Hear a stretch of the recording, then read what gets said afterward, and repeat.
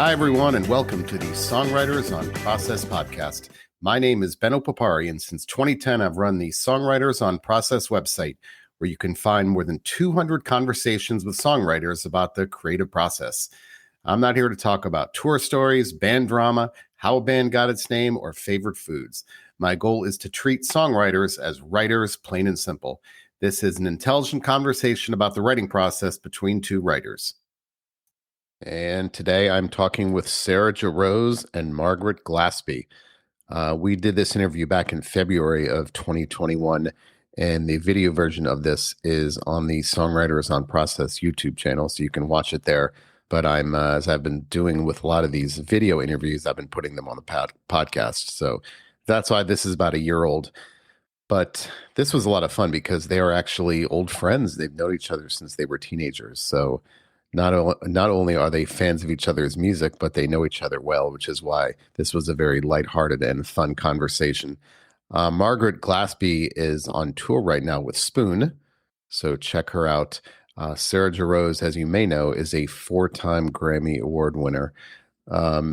So we had a good time. I think, one of them said at some point during the interview, or this was a recurring, I think, theme during the conversation. One of them said, I think a couple of times, everyone in our field is jobless. Another one said, when you lose your job, it's stressful. And the reality of losing my job really got me down. And I think that was a very telling moment because a lot of people didn't think of songwriters as being unemployed during the pandemic, and they lost their jobs like a lot of people did, and they were jobless and not making money. And so when you hear that, especially during, and again, this was a year after the pandemic started in the winter of 2021, so things were really locked down then. And you hear songwriters and artists talk about being jobless and unemployed, and that's one of the themes of this. But still, this was a very fun conversation. I thought that was just interesting to hear songwriters say that. Couple of quotes. Sarah told me, I used to be more concerned with how the words match the music. Now I'm more concerned with what I'm saying, what story I'm telling. And so she talks about that during our interview. And Glaspy says she uses improvisation as a part of her songwriting process, saying she acts like she knows how the song is supposed to go. She has a carefully curated space in her house where she writes songs, and she writes in 15-minute blocks of time without stopping, and then takes a break. So, as I said, these two were old friends. This was a lot of fun. So with that, here's my interview with Jarosz and Margaret Glaspy. I think there's an assumption among people who are not songwriters that you are going to be writing so much when you're home since March, and what a great time to be creative. And I just read this one comment today on some songwriters' Instagram feed about how people commented, I'll bet you're writing a lot of tunes now, since you're not leaving the house. But my experience talking to songwriters has been that that's not the case, that there's a limit to which, I guess, emotional weight can just burden you and make it hard to write and be creative. And, sure, Shakespeare wrote King Lear during the plague, but I think there's this expectation that once this ends, you guys are going to have so many songs, you're writing all the time, but that's not really the case. So I guess, Margaret, not only in the past year with politically and pandemically and all that stuff, I guess in general, is it hard to write under great emotional weight, or is that easy for you? I think that right now it feels like quite an anomaly. Like the conditions feel like such an anomaly that whether I'm emotional or not, I don't think it really plays into it. I think that, for musicians right now, it's like everyone is jobless. Yeah. So I think that is such a, just a logistical, just real life thing of like, if you don't have a job, and thankfully, by virtue of what we do, we're very creative. So we're a very resilient bunch. So, thankfully, most of my community has been able to figure things out and be creative. But when you lose your job, it's stressful, it's really stressful. So I think that and on top of that, the whole world kind of struggling with public health. And on top of that, like our nation, reckoning with so much racial karma. It's just a lot. And I think that for me, I've totally written songs, certainly. But it hasn't always been at the top of my list because there's a lot of other things going on right now. So it's a mixed bag. It's a really mixed bag. Sarah, how about you? Yeah, I guess in general, talk about what's happening. Has this been a creative time for you? And I guess generally, are you able to write with an emotional weight, or do you need distance from it to be able to write about something like that? It's funny. I mean, I think for me, it hasn't been a wildly creative time, but I've actually kind of chalked that up to the timing of how this pandemic fell in relation to the release of my record. Mm-hmm. And something I've been thinking about a lot is that I feel like I've always written in a very cyclical way where, I kind of write for a year or two leading up to a record, and then the record comes out, and then my brain is kind of focused on touring and not the writing part of my life. And it's kind of like a release of creative energy. And I feel like I had that. It was sort of building up over 2019. I was just so focused on writing for the whole year. And so it was funny timing for when the lockdown happened. I felt like I had just had this huge outpouring of writing energy. And so, it actually, if it hadn't been for the timing of that, I do think that I would be writing a lot more in this time, but it's just, I sort of wrote about what I had to write about at this point in my life. And then this happened, and it's kind of everything that Margaret said, like the emotional weight, just losing the reality of losing my job and kind of being really down about that, kind of honestly, it started in August, I think for me. It was like when the reality of how long this was going to go on set in. And, I think, yeah, so in that sense, I haven't been writing a lot because I feel like I sort of had just finished that cycle when this all began. But something that has been helping me more recently has been sort of what Margaret was saying, is thinking of myself as a student and, studying, learning other people's songs, not putting so much pressure on having to write myself, but just finding the joy and why I'm even doing this in the first place, and why I write songs in the first place. And because we need that extra joy right now. It's there's not a lot of it out there. And so, a way that I find that for myself is to listen to songs that I love and learn them. And I think in the last month or so, I've started, it's taken me so long, and I'm still in the process of it, of just finding my routine out, just music aside, finding a good, healthy routine, just day to day to kind of be at a good starting point. And that has taken a lot of brain space. And now that I feel like I've kind of spent several months focusing on that, I feel like I'm just starting to be in a place where I can, think about the craft in terms of how it fits into my daily routine, because I never really had a daily routine before this time. It was different every day. You're in a different place every day. And I just never really focused on that before. So it's kind of nice to now sort of start to feel the shift coming back around of okay, I think I'm about to have the brain capacity to start to write again and be creative. And that feels good. And I have written one or two songs in this time, but in general, not a lot. Yeah. Margaret, how much writing do you do, if any, outside of songwriting, whether it's, journaling, poems? Do you do other types of writing besides songwriting outside of this?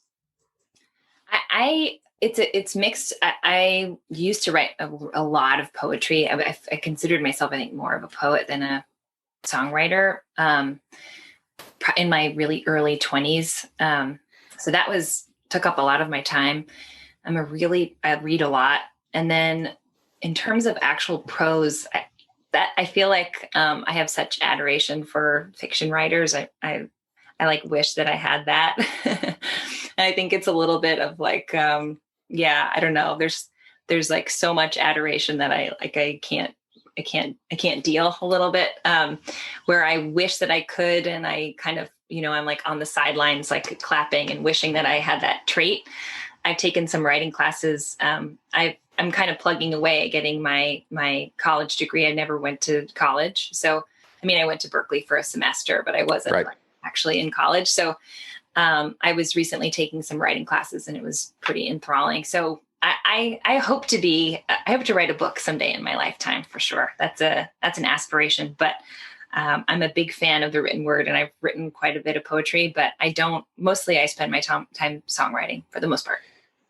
Do you journal? And I ask this because I feel like songwriters fall into three camps. They journal and they love the fact that they journal. They don't journal, but they wish they journal. And they don't journal, but they have no desire to ever journal. So it's very three distinct camps. So is journaling, how much journaling do you do, if any? I don't journal. At all.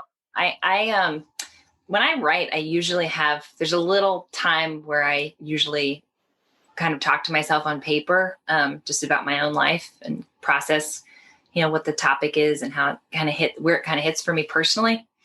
So I guess that's kind of a journal entry, but I'm not a journaler. I don't really journal, but I hear that it's wonderful. Yeah. I tell you, there's some that are religious about it, but others say, I don't get it. I don't need it. And I'm not going to start. But Sarah, how about you? I guess, do you do writing outside of songwriting? Does that include journaling and all that stuff? Not really. I sadly, I fall into the second camp. I don't journal, and I desperately wish I journaled. It's like one of those things that always kind of pops up every few months on my to-do list, like journal, write other things than music. And for whatever reason, I've not gotten around to doing that. But I hope to. I don't know. It's always been songs for me. That's just always been the way that I've written. And usually it comes in kind of snippet form, initially, like just little bursts of ideas. I have, thousands and thousands of notes, on my note app on my phone, just little ideas that pop up. And so I'm always engaging with those ideas, but I'm not necessarily like writing long form prose about them. Well, when I was a professor, I told my students that they need to understand that the writing process is always taking place. That if you think about the writing process as only taking place while you're actually putting pen to paper, it's pretty daunting. But my writing process is taking place as I'm eating, as I'm thinking, as I'm working out, as I'm sleeping. And when I think about it that way, I think that gives me a kind of a sense of relief and takes this pressure off me as a writer if I know that somewhere up there those ideas are kind of stewing around, even though I may not be putting them to paper, right?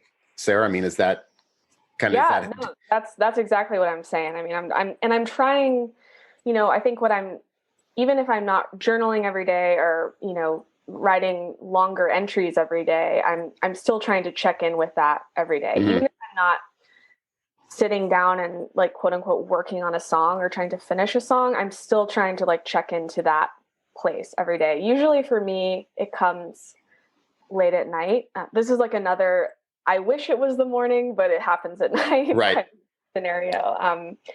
Kind of, it just seems, especially with my last record, I would be trying to work on it all day. And then right as I'm trying to fall asleep, that's when the ideas usually come. And, you have to like write them down or else they'll be gone in the morning. So Margaret, let's talk about that. I'm going to call it the ritual rather than the process. I'm fascinated by artists' rituals, time of day, place, things we need to have with us when we write. I know there are certain chairs I like to be in. So Margaret, how important is that ritual to your writing process? Any of those things, environment, time of day, things like that? I think it's funny because my husband, it's pretty exciting. Julian, he was talking to me recently about how I felt like I'm like not precious at all. And I'm able to just write anywhere, whatever. He was like, you curate everything around you so specifically, in maybe even reference to like, pictures or art around me, or everything has to be like my office often has to be very particular, which I never realized. But yesterday, actually, he pointed out that every house we've ever lived in, the office for me it's just so all the time. So I think that that's something is I have to kind of have just my environment of where I return to, I think, be inspiring and have it feel like there's art around and that there's things around that I like a lot. I think I'm a little bit of a curator. I like things to be in a certain way. So that's one thing that I think I've noticed in the workspaces that I set up over the years in every apartment I've had, et cetera. There's always, similar to behind me, there's always this orb of pictures somewhere that kind of frames, wherever I am. And there's usually, my desk setup is pretty particular in the way that I like it. But in terms of the actual, I think honestly, the actual process rather than the objects is the thing that I notice the most, is that I like to show up and kind of work on songs similarly every time. And I've noticed that is usually, of this last maybe 3 years or so, I like to show up and usually, I guess it's kind of like just showing up and using improvisation as a means of songwriting. So just taking out the guitar and acting like I know how the song goes, basically, and playing through a song and knowing that I kind of have certain tendencies for verses and choruses and bridges chordally and melodically, and just making those happen in real time. So that's often how I like to show up, because I don't have to show up with ideas. I can just show up and make. And I think it's taught me to really let the margins be really wide in terms of what happens in a song and in terms of what I think is like a success or a failure. Those things, it's like there are no successes or failures if you're in that state of mind of just like, usually it's 15 minutes for me. I'm going to act like I know this song that I've never played before for 15 minutes straight. And usually I work through probably, 2 choruses, maybe a couple different verses, a bridge, and whether they all go to the same song or not, I then afterward listen back to that voice memo and see what happened. So that's kind of the actual writing process for me. And in terms of the environment, I guess I'm kind of particular. I love how you said you weren't, then you told me the exact minute and the exact things you have to have behind you. That all listening thing, that's a complete, very particular process.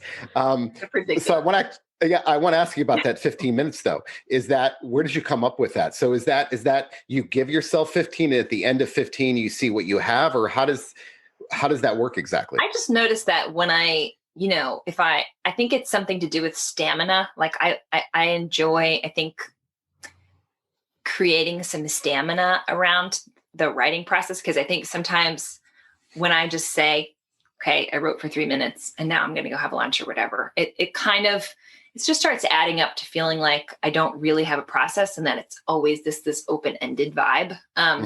So for me, when I stay for 15 minutes straight in one sitting, and also like to boot, I'm not going like, I wonder what I should do. It's really just me playing, and the lyrics don't make sense and the chords don't really make sense. Like I'm kind of like punching above my weight a little bit during those 15 minutes. So, it's not like necessarily, that music that I'm playing in those 15 minutes isn't something I would deem like genius from a show or something this is the thing that I made. It's just something that I have made in that moment. And honestly, I mean, lately some my favorite things that I write are just these things that I actually kind of am comfortable with exploring in the moment and not feeling like I'm going to write about X, Y, and Z. Instead, it just comes out. And then afterward, I start to understand what I'm talking about,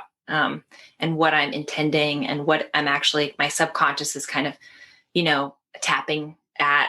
And then I start to kind of use more of my critical brain and start to kind of, creatively put things together like a puzzle. But those 15-minute, usually I do two 15-minute rounds. I do my first 15 minutes. And then usually by minute like 5 or 6, I'm like, get me out of here. This is so uncomfortable.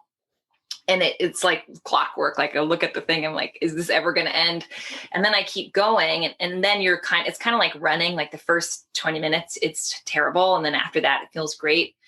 And then I listen to that. Then I usually make another 15-minute, that one's less on the dot.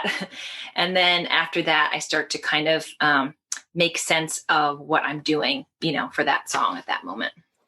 Sarah, how about you? What is that process or that ritual like for you? Man, it's not down to the minute. Well, I was going to say, let me say, just to summarize with Margaret. Also, Margaret mine is always down to the minute. I sound like a little bit like a psycho, but Margaret it is kind of like that. It is, I guess I am a little bit. I know. Margaret has no process, but she has a very specific process. So that's the summary of this so far. So, right. But I will say, yeah. So Sarah, go ahead. So I guess maybe if you don't have a process, are any things important for you to have an effective, routine? Like I said, time of day, place, things you have to have with you, stuff like that. Yeah. I mean, for a long time, kind of this 2020 into 2021 aside, I feel like the way that I worked, it was very tough for me to write on tour, which was most of the time. But I considered that like my collection time in a way. Like when I was traveling, when I was in the world, when I was not in my little apartment bubble cocoon kind of zone, that's when I was collecting. And then when I would get home and just have my space, that was the time that I like to call it sifting through, like going back through and listening. I kind of tend to collect words and music separately of each other in general. At the same time, I actually kind of relate to what Margaret was saying, where you kind of sit down and you're almost trying to act like the song already exists, and you're sort of fumbling through the words, but you're trying to make it like put it into the air, so to speak. So sometimes that happens, but in general, I think the words and music come separately for me. And so like when I'm not, I would say if I had a ritual, it's that I like to collect as often as possible. And then, every couple weeks, when I was on tour, it was like, if I was out for 3 weeks, then I'd come home for a week. And that week, when I would be home in my apartment alone, that would be the time that I would usually like late morning, after having some coffee and some breakfast, sit at my desk and listen to the voice memos, read through the notes, and kind of pretty instantaneously, like going through that stuff, things would start to match up together. And I would then sit with the instrument that I wrote the idea on, and it would kind of gel together. And from that point, then I would actually like sit with the song and try to finish the song once kind of the form and everything was there. So I feel like that's how I've written most of my songs. As far as deadlines, co-writing, it's so funny. I was so opposed to co-writing for so long. It really was like one of those things that managers and people on kind of the business side of music would, from an early age, kind of say like, you need to set up a co-writing session. You need to like go do this with other people and it'll be good for you. And, songwriting was such a solitary, personal act for me for so long. And that's how I started doing it, just in my room alone. That's how it kind of continued in New York, like in my apartment alone. And it was really tough for me to imagine doing that with other people, especially people I didn't know, which a lot of, set up songwriting sessions, especially here in Nashville, are that way. But I have to say, like, as I've gotten older, I've, eventually I opened myself up to doing that with people that I actually knew and artists that I respected and had a musical trust, for. And I find that the co-writes that I do now, specifically with, more recently with John Leventhal, we wrote a bunch of songs on my last record where we're working on a song together now. That I love that as almost like a deadline where there's not a deadline of like when the song needs to be finished, but you feel accountable to the other person in a way that I think is really beautiful. And it really inspires me and makes me want to just like, hit the ground running, like working on the songs and keep showing, even though we're not together in the same space working on the music, like keep showing up for that person, and I think that has been something that has helped me, through this time. And I think will continue to help me as kind of a ritual I love writing with John, first of all. It's like this wouldn't work with everyone. So it's not just the fact that there's someone else there, but, I think even like another thing I've thought about a lot in terms of that, like showing up for him and showing up for the other writer is specifically writing with him. It's the most separate the music and the lyrics has been, I would say, ever in my writing process. Like, even though I would separate the music and lyrics for myself, I was still in charge of both of those things. And writing with John has been the first time that oftentimes he'll write the music and he'll send me a track and I'll just focus on the words. It's been I feel like it's really allowed me to grow lyrically, to kind of have that separate space in my brain where I'm not so concerned about the music because it's already sort of there and I can just edit and revise. I think before, when the music was like when the words were so wrapped up in the music, it was sometimes hard for me, like on some of my first albums, like it was hard for me to revise lyrics because Why? Because they were so connected to the way I wrote the melody. And, if it was like a phrase that went up a certain way and the words matched it just perfectly, I was more concerned with how the words matched the music as opposed to what the words were saying, I guess. And now I'm more concerned with what am I saying? Like what story am I telling? I want to paint a clear picture. And I think a lot of that has come from trying to be more accountable as a writer. I always want there to be mystery within my songs, but I also, this actually, not to be long-winded, but writing with Sarah and Aoife and my band I'm With Her was kind of the first thing that started this for me, where we would be sitting around working on songs together and I would like play a verse that I had worked on and they would be like, that's so cool. What does that mean? And then have to explain it to them speaking, but then say like, no, I don't want to explain it speaking. I need to write the song better. Like if they have to ask what it means, Margaret, you mentioned running earlier. I'm a big runner. And a lot of songwriters have told me about the role of movement in their process.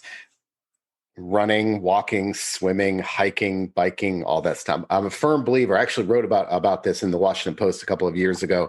There's a distinct link between aerobic exercise and creativity immediately afterwards, not years. It's immediate, and there's research behind it. So how much, Margaret, is movement a part of your creative routine? Do you use it to get to get unstuck? Do ideas come to you when you're moving? Things like that. I think, I'm sure of it. I don't think I've ever really linked it so explicitly, but I think that there is, I've been a runner for a long time and I've ran less lately because it's freezing outside, but I have, run some races and gotten into it at different points in my life. And I like running a lot, and I think it clears my mind and feels really good. Honestly, when I just exercise, I feel ready to make more than not. So I think it's always been a good thing for me. I got really deep into boxing for a while, and that was when I lived in New York. And that was probably, I think it was probably the first time I'd ever found something a physical exercise where it was okay to be like angry. I felt like it really, I think that often in my songwriting, that's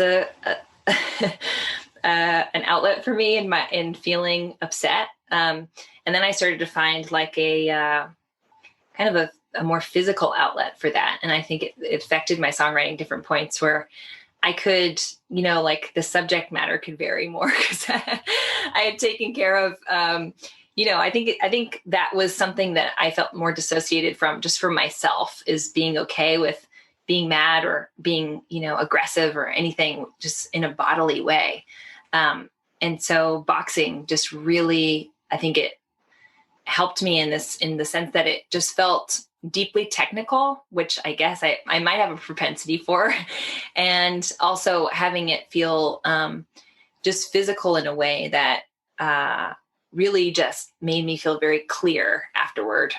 So boxing and running have been probably the biggest kind of loves in my world of kind of physical movement, and totally feel linked to me being more productive, happier just as a person. And feel like, again, it's like kind of like what Sarah was talking about. If you tour, a good amount of your life and then you don't all of a sudden, it's awkward. It's a weird place to be in. So I think that when you start to get these things that feel like these little hubs for routine, exercise feels totally like one of them. And when I start to slip up in that way, I don't want to write as much. I don't want to do as much. So definitely for me, but I don't, it's not a part of my songwriting process. It's not. Okay. Yeah. I've had some, I think Stone Gossard from Pearl Jam, I talked to him I interviewed him a couple of months ago, and he has this whole theory about literally how bipedal movement, the rhythm and the cadence actually gives him song ideas. And, the things I've heard recently, one songwriter told me he was in a car. It was the guy from the Black Pumas, and the turn signal from his car gave him a rhythm, and he wrote a song over that. Actually, turning signals. There's something about turning signals that is kind of magic. I don't know what. I can confirm that I've also been inspired by turning signals. And another one told me it was recently the alert that tells you when your lights are on. That was the other thing. And he wrote an entire song based on that. So, Sarah, how about you? Is that a part of your process? Do you get song ideas from it? No, I would say it's almost, I've been into running, I guess for the last, whenever I'm with her, kind of started touring, because Aoife is a really kind of avid runner, and I had never really had like a consistent exercise routine. I would just sort of dabble in a lot of different things and kind of figure out what felt good day to day. And then when we started going on tour, I just started running with her like every day for kind of just initially just for fun. And then like the second year of tour, she always runs the Brooklyn Half Marathon.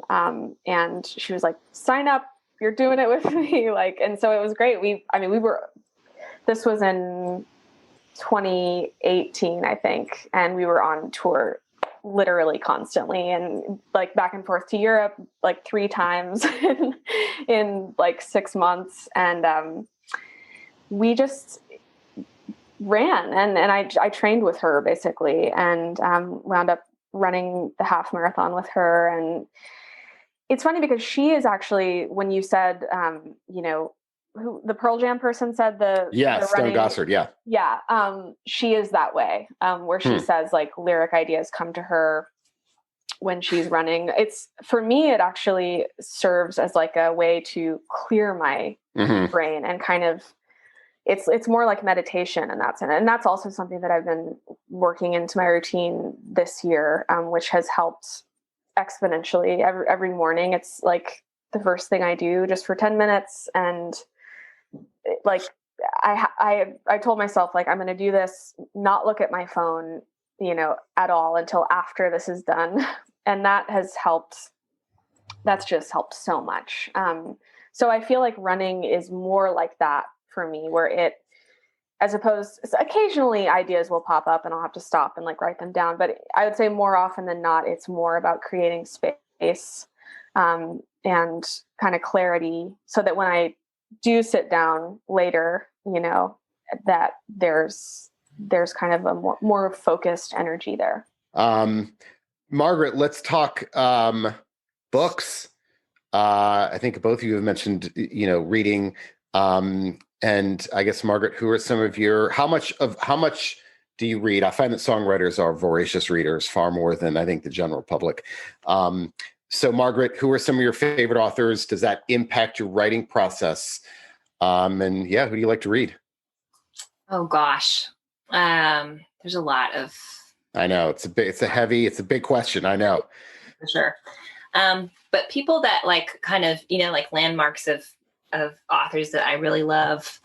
I like surrealist, like fiction. I think that's really fun to read. So I'm into Joseph Mitchell a lot. I really like Joseph Mitchell's books. George Saunders is amazing. Yeah. James Baldwin is probably my favorite writer of all time. I'm reading Beloved right now, Toni Morrison book. That's absolutely incredible. And who else? I'm listening to books on cassette right now, which is really cassette. Yeah, cassette. I just inherited a boombox that I'm very smitten with from my grandfather, and cassettes from him too that are really amazing. So I've been listening to Maya Angelou on cassette, which has been really great. I'm reading My Grandmother's Hands, which is a Resmaa, what's his last name? Malcolm, I think, which is really, really interesting and very heavy and beautiful. And a lot of exercises about anti-racism in that book. Yeah, the list goes on. I like reading a lot. And I think I'm also like a kind of a book hoarder a little bit. Like I'm always reading something. I'm not reading like, I'm usually reading like 3 or 4 books at once. And so I was going to ask you that. Yeah. Dabbling. And so it's a dabbling vibe for sure. I'm always switching between a lot of different books. So Stranger in a Strange Land, I'm reading that right now too. Sci-fi. I like science fiction a lot. So there's some books, there's some writers. That's a good list. I was never a more than one book at a time person until some songwriter told me that he reads, I think, 3 at a time. And what he likes about that is that when he's not reading that one book, it's still stewing in his mind. He's thinking about it.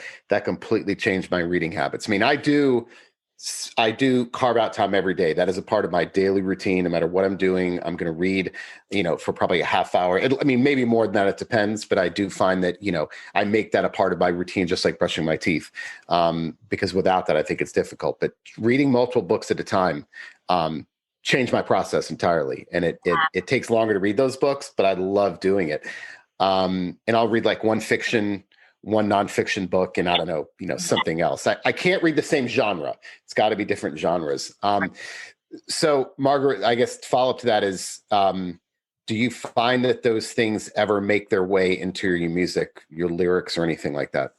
Oh, definitely. I don't think it's not like, directly paralleled. I don't feel like I'm, hearing words and getting inspired by them, but I think I'm just inspired by the mastery of authors. If I'm reading good books, I want to write better songs. If I'm watching good film, I want to write better songs. If I'm seeing good art, I want to write better songs. I think that's actually one of the thrills of, we lived in New York City. We're kind of between houses, just about to move back to the East Coast, but we lived in New York City for 10 years. And I think that that's also such an education from New York. You're just constantly, and I know that Sarah can attest to this too, is that you're just constantly around so many people that are just at the top of their game at all times that you just wake up and go like, all right, get to it. Like, what are you going to do today?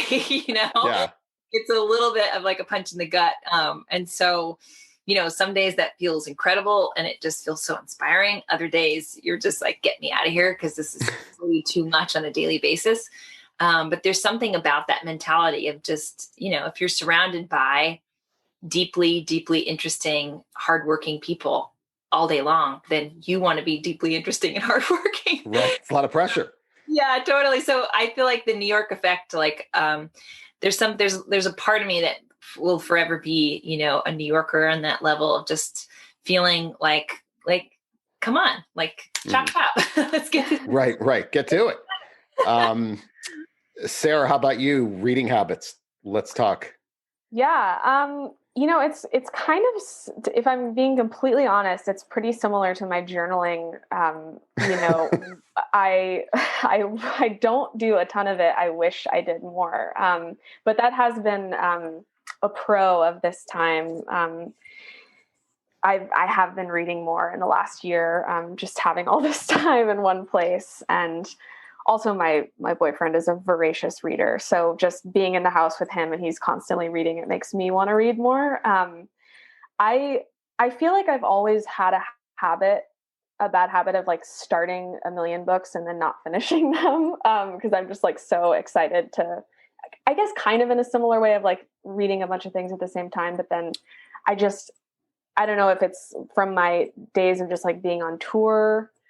I would just get, if I started a book before going on tour, and then I'd bring it with me with the intention of finishing it. And then, I don't know, just being, first of all, I can't read in a moving vehicle. It's not possible for me. I get very sick.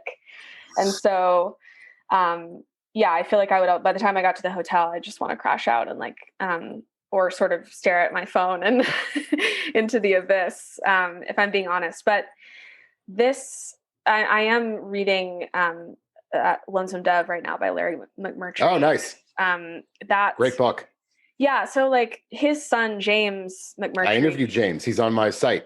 Yeah. Well, I don't know. He might be my favorite songwriter. Check out the interview. It's fantastic. I will. If I had to pick one person, it might be him. It's funny because I feel like a lot of people probably worked the other way, where Larry led them to James, and it's the opposite for me. Like James's songs and his songwriting led me to Larry McMurtry, and he might be my favorite writer, like Larry McMurtry. It's just one of those things where it's like when you hear a John Prine song, you think this is so simple, and how did he think of this? And that's kind of how I feel when I read Larry McMurtry. But I've also imagine that McMurtry, then that kind of writing style probably makes it way into your lyrics. I mean, yeah, for sure. I mean, I definitely studied it when I was writing this last record. 100. I mean, I was almost exclusively listening to James McMurtry and kind of dabbling in some just reading like about Larry McMurtry. Just his whole vibe is like I just love him. He's such a badass. So yeah, and especially because a lot of my record, I'm from Texas, and a lot of the songs were kind of about my hometown in Texas. Just a lot of the imagery, it's very nostalgic for me. Like I can picture so much of his writing in my head. And I've also I almost feel like it's a cliche thing to say at this point, but I have been super inspired by Mary Oliver and her poems. And I feel like she's been, specifically with my mom, like my mom has that sort of sensibility of like a Mary Oliver poem. And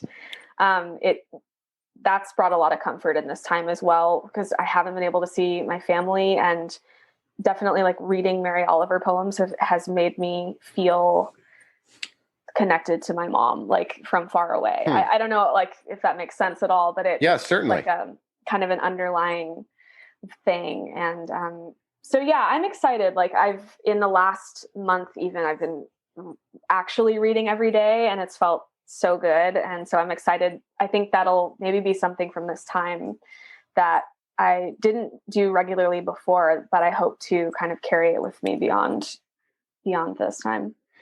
What are you doing now, Ben? I'm so curious. Yeah. So I just finished Blacktop Wasteland by S.A. Cosby, and it's a very he's black, and it's a black crime novel, and there are very few black crime novelists, and it was an amazing book. Blacktop Wasteland, S.A. Cosby, Cosby.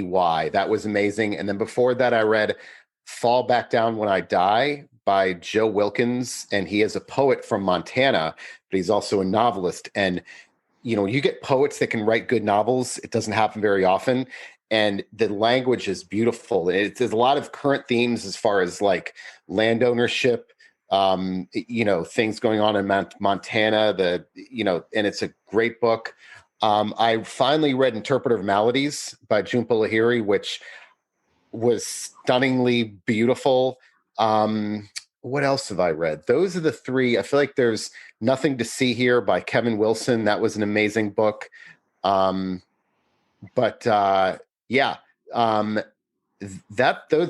Blacktop Wasteland was incredible. That's a great book. But Fall Back Down When I Die, those are the last two I think I read. I'm trying to always and what am I reading now? Deacon King Kong. I don't know the guy's name, but have you heard of it? Okay. I just literally go to like New York Times website or any of those and kind of look at the book reviews, and that's what I do. And that was on Obama. It was one of Obama's books, his favorite books of the year. So I think that's where I got it. And that's it for the latest episode of Songwriters on Process. Don't forget, you can find all of my interviews with over 200 songwriters on my Songwriters on Process website at songwritersonprocess.com, going all the way back to 2010. You can read them, watch them, or listen to them. So until next time, thanks for listening.